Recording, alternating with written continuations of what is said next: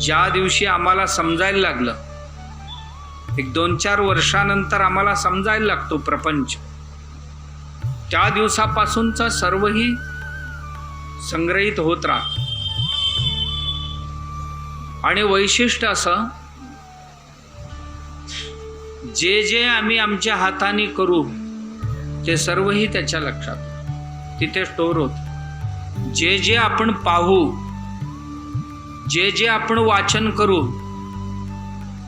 जे जे आपण ऐकू, निसर्गातले हजारो प्रकारचे ध्वनी आहेत.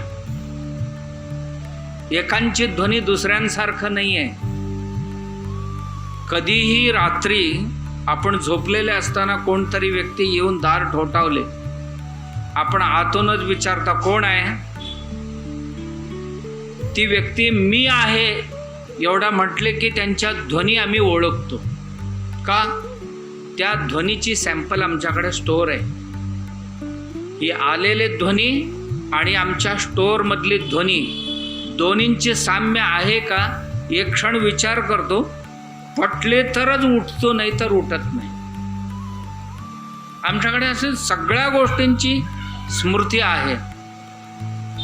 आणि ह्याला जितकं श्रीमंत करू तितकं माणूस श्रीमंत होतो. पैसे का आज आहे उद्या नाही,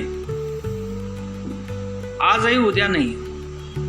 हे जे ज्ञान आहे, लौकिक ज्ञानही आहे. एक मेंदू लौकिक ज्ञानाचा काम करतो आणि दुसरा मेंदू आध्यात्मिक ज्ञानाचा काम करतो. एक मेंदू सृष्टीतल्या सर्वही ज्ञान भरल्याने समृद्ध होते आणि एक मेंदू आमची अशी आहे की त्याला खाली केल्याने, जे जे भरलेले आहे ते सर्वही खाली केल्याने समाधान तृप्ती लाभते.